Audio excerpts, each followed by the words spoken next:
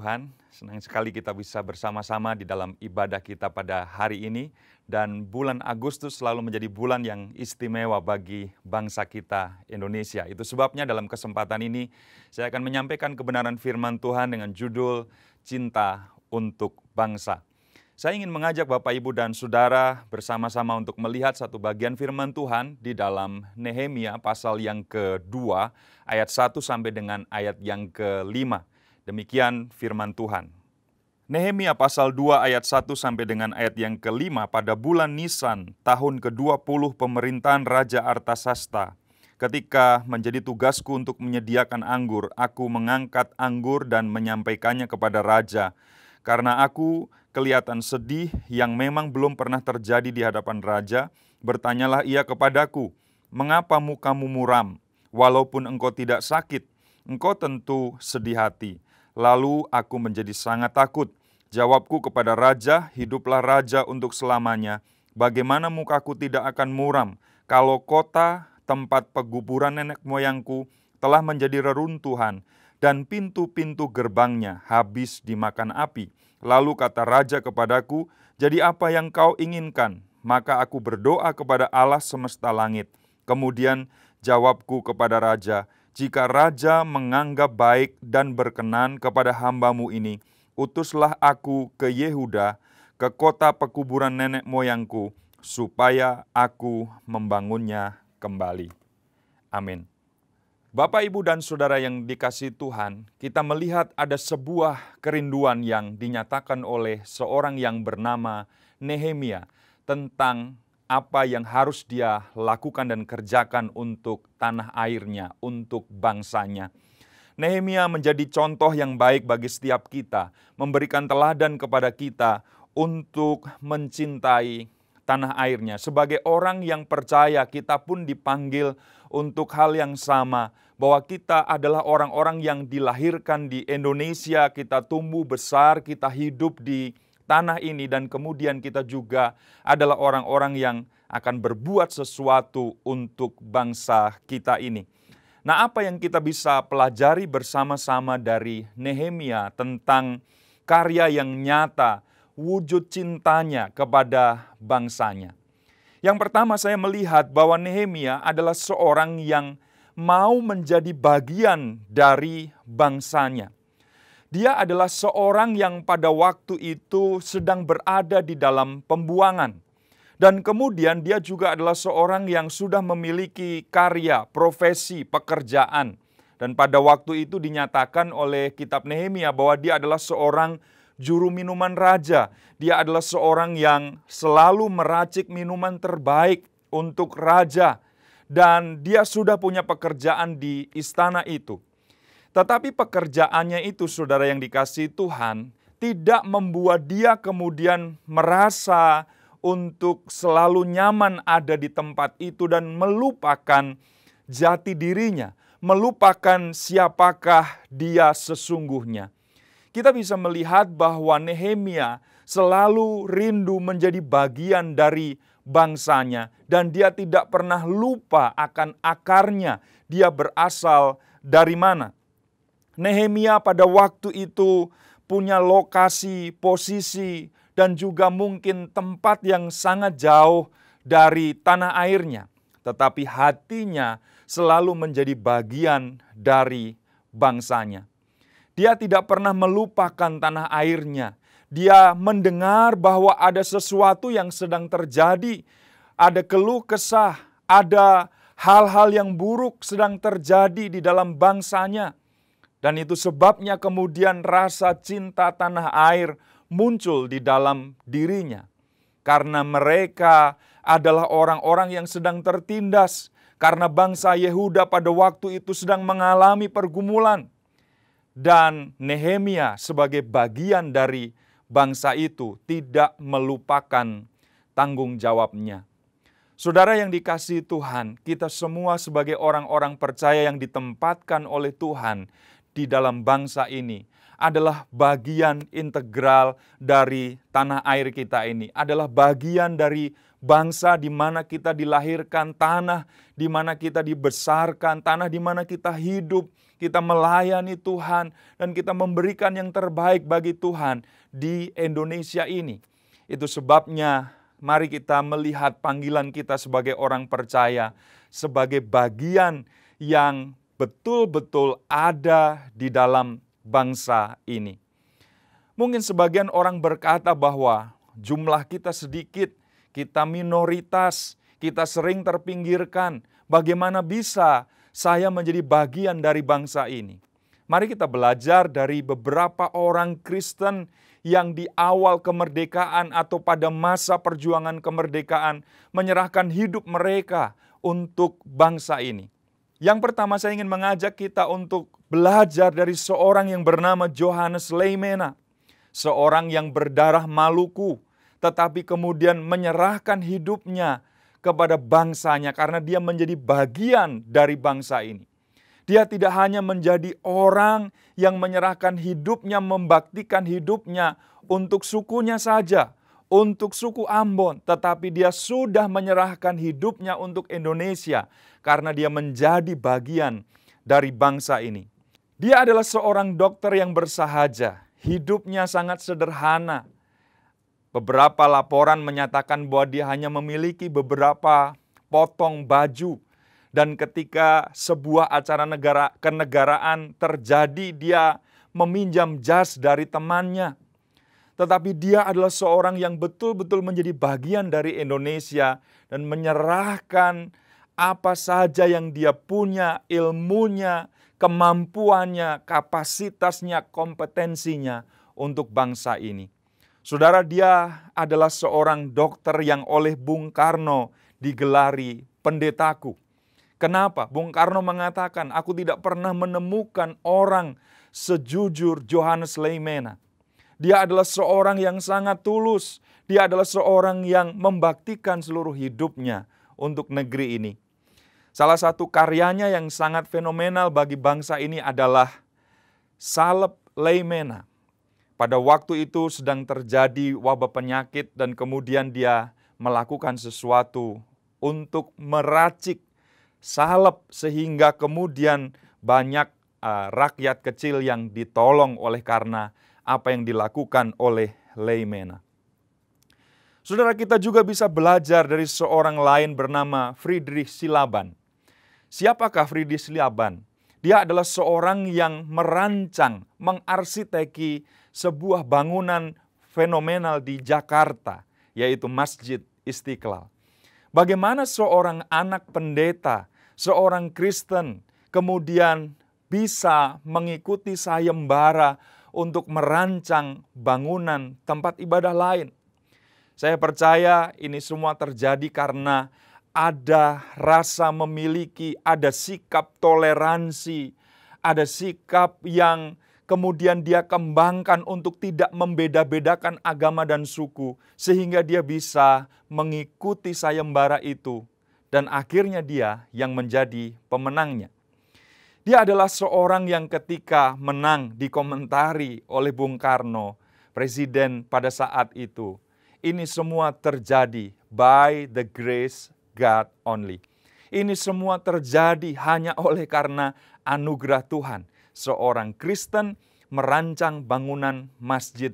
Dan kalau sampai hari ini Masjid Istiqlal berdiri, itu adalah karena seorang Kristen, Friedrich Silaban, yang merancangnya, yang mengkonsepnya, yang menggambarnya, dan kemudian juga turut terlibat di dalam mewujud nyatakannya. Bahkan bukan hanya Masjid Istiqlal, tetapi beberapa bangunan bersejarah di Jakarta. Dia adalah seorang yang turut terlibat untuk membangun. Saudara, apapun profesi kita, apapun latar belakang kita, apapun yang kita bisa lakukan dan kerjakan, kita bisa menjadi bagian dari bangsa ini. Apakah kita seorang dokter, apakah kita seorang arsitek, apakah kita seorang atlet, kita seorang pekerja biasa, kita seorang seniman, atau apapun juga yang bisa kita lakukan. Jangan pernah lupa bahwa kita adalah bagian dari bangsa ini. Tuhan tidak menempatkan kita di Indonesia atau di bangsa manapun kita berada secara serampangan tanpa tujuan. Pasti ada tujuan Tuhan di dalam kehidupan kita. Dan kita belajar dari Nehemia menjadi bagian dari sebuah bangsa. Kita bukan warga kelas 2. Kita bukan warga yang terpinggirkan. Kita bukan warga minoritas yang kemudian tidak bisa berbuat sesuatu. Tapi kita bisa berkarya dan menunjukkan cinta kita kepada bangsa ini. Yang kedua, saya belajar dari Nehemia tentang wujud cintanya bagi Indonesia, yaitu ketika dia berdoa bagi bangsanya. Ketika dia mendengar bahwa ada sesuatu yang terjadi di Yerusalem, di Yehuda bangsanya, maka kemudian dia meratap, dia menangis, dia mengambil waktu untuk berdoa. Dan bukan hanya berdoa saja, dia juga mengambil waktu untuk berpuasa. Dia betul-betul serius menghadapi situasi buruk yang sedang terjadi di dalam bangsanya. Tembok Yerusalem runtuh, orang-orang mendapatkan malu, bangsanya betul-betul sedang dalam keadaan terpuruk. Ada banyak hal negatif yang terjadi dan kemudian inilah yang memanggil Nehemia. Bukan hanya untuk berdiam diri, tetapi lalu kemudian dia mengambil waktu untuk berdoa. Dia berpuasa, dia berkabung dan menghadapi situasi ini dengan menghadap kepada Tuhan. Dia berdoa kepada Tuhan. Saudara, kalau kita lihat di dalam Nehemia pasal yang pertama, maka kita mendapatkan bagian-bagian penting dari doa Nehemia. Yang pertama, saya melihat bahwa doa Nehemia adalah doa pertobatan. Kita bisa melihat di dalam Nehemia pasal 1 ayat 5 sampai dengan ayat yang ke-7. Kataku, ya Tuhan Allah semesta langit, Allah yang maha besar, yang dahsyat, yang berpegang pada perjanjian dan kasih setianya terhadap orang yang kasih kepadanya, dan tetap mengikuti perintah-perintahnya. Berilah telingamu dan bukalah matamu dan dengarkanlah doa hambamu yang sekarang kupanjatkan ke hadiratmu siang dan malam bagi orang Israel, hamba-hambamu itu, dengan mengaku segala dosa yang kami orang Israel telah lakukan terhadapmu. Juga aku dan kaum keluargaku telah berbuat dosa. Kami telah sangat bersalah kepadamu dan tidak mengikuti perintah-perintah, ketetapan-ketetapan, dan peraturan-peraturan yang telah kau perintahkan kepada Musa, hambamu ini. Saya melihat di dalam bagian ini bahwa Nehemia melakukan doa pertobatan. Ada unsur penyesalan yang sangat dalam di dalam kehidupannya, sehingga dia mengakui bahwa bangsanya berada di dalam keterpurukan adalah karena kesalahan orang-orang Yehuda sendiri, kesalahan orang-orang Israel sendiri, karena melupakan Tuhan. Dan dinyatakan di sana bahwa dengan mengaku segala dosa yang kami orang Israel telah lakukan terhadapmu, bahkan juga Nehemia mengaku kaum keluarganya juga terlibat di dalam kesalahan itu, terlibat di dalam dosa itu. Ketika kita berdoa bagi bangsa kita, maka ada satu hal yang harus kita ingat juga sebagaimana Nehemia meneladankan kepada kita. Ada sesuatu yang secara jujur harus kita buka di hadapan Tuhan, harus kita akui di hadapan Tuhan, yaitu dosa, pelanggaran, kesalahan yang telah dilakukan oleh bangsa ini. Nehemia mewakili bangsanya. Nehemia menyatakan kesalahan bangsanya. Nehemia secara jujur dan terbuka di hadapan Tuhan berkata, ini salah kami. Ini adalah hal yang membuat kami dibuang, dihancurkan oleh karena kami melupakan Tuhan. Oleh karena kami sudah jauh dari Tuhan. Dan ini juga adalah salah keluargaku, salahku juga karena sudah berbuat dosa. Kami telah bersalah terhadapmu. Saudara, mari kita bersama-sama di hadapan Tuhan, berdiri mewakili bangsa ini. Kalau kita semua adalah orang-orang yang juga harus secara jujur dan terbuka berkata kepada Tuhan, bangsa kami jauh daripadamu. Bangsa kami mungkin masih menyembah berhala. Bangsa kami belum mengenal Engkau. Bangsa kami berdosa di hadapan-Mu. Kami memohon pengampunan ya Tuhan.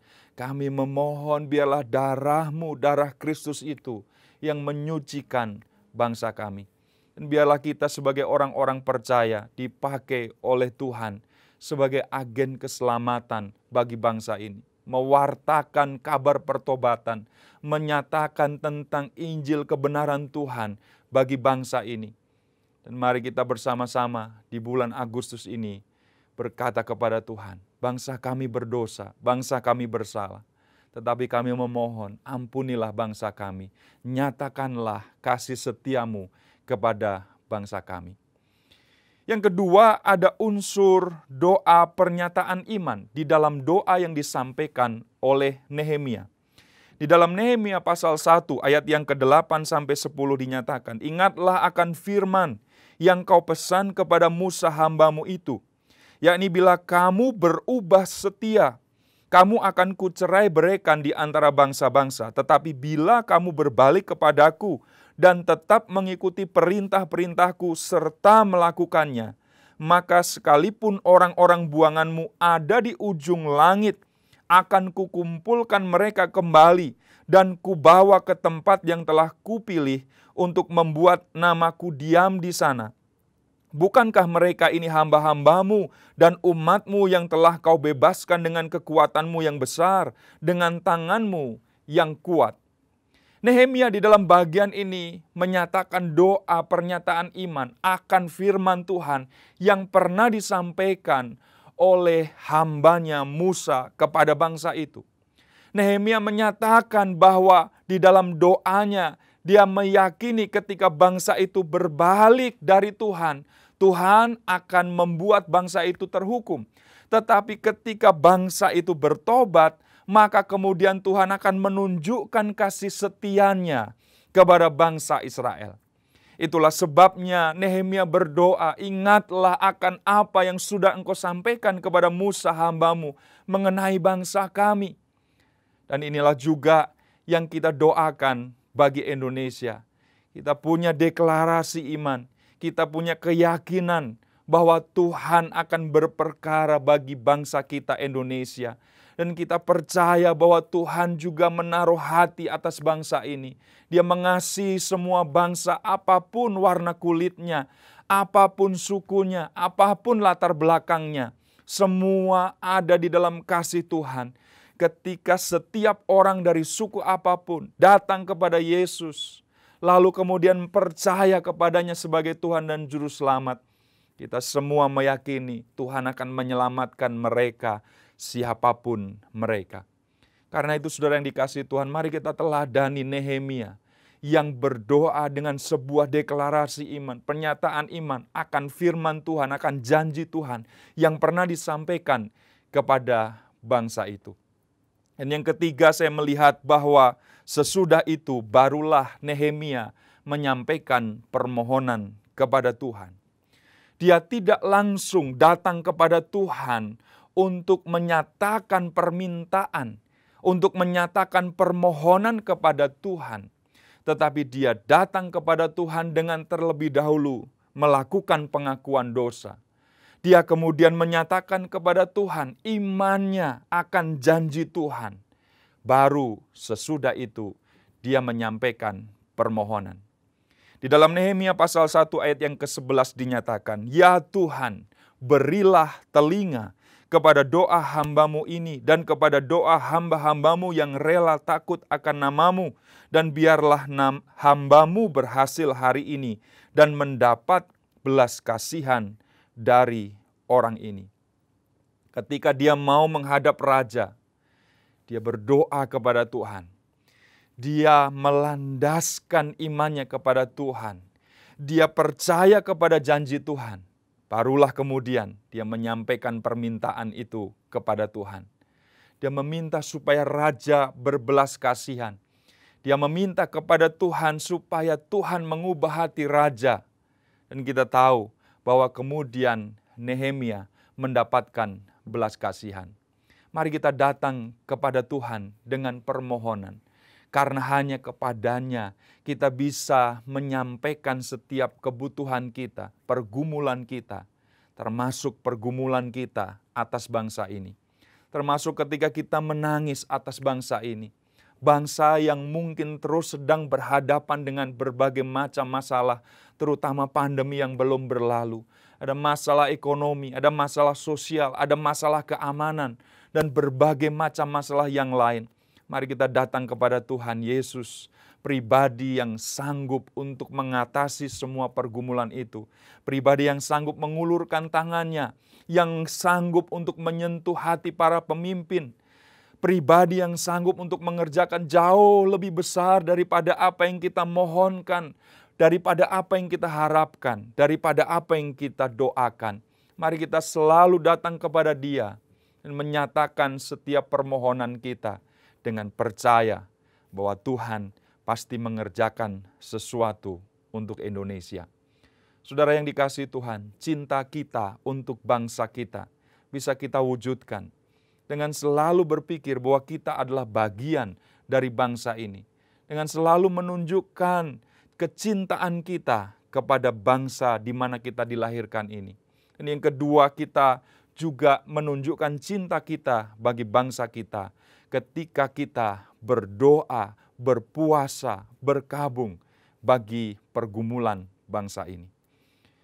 Yang ketiga yang kita bisa pelajari dari Nehemia tentang bentuk cintanya, wujud cintanya kepada bangsanya adalah dengan karya nyata bagi bangsanya. Dia menjadi bagian dari bangsanya. Dia berdoa dan berpuasa untuk bangsanya. Dia menunjukkan karya bagi bangsanya. Ada waktu untuk berdoa, ada waktu untuk berpuasa, ada waktu untuk duduk di kaki Tuhan, meratapi segala kesalahan bangsa ini. Tetapi tentu saja semuanya tidak berhenti di situ. Kalau kita belajar dari Nehemia, cintanya kemudian ditunjukkan bukan hanya dengan berdoa, tetapi dengan berkarya nyata. Nehemia kemudian mengambil langkah sesudah mendapatkan izin dari raja untuk menyelidiki, untuk melakukan sebuah inspeksi, untuk melakukan pengamatan terhadap apa yang terjadi di Yerusalem. Dia melihat betapa bangunan tembok Yerusalem sudah hancur. Dia melihat dari satu bagian ke bagian lainnya, sambil terus memikirkan apa yang bisa saya perbuat. Dan ketika dia melihat bangunan yang runtuh itu, timbul niat, tekad yang bulat di dalam hatinya. Aku harus membangun kembali tembok Yerusalem. Dia menyatakan itu di dalam Nehemia pasal 2 ayat 17 dan 18. Sebuah kerinduan yang dilatari oleh doa yang sangat kuat di hadapan Tuhan. Dan kemudian dilanjutkan dengan karya nyata. Saudara, apa yang dilakukan Nehemia kemudian adalah membangun.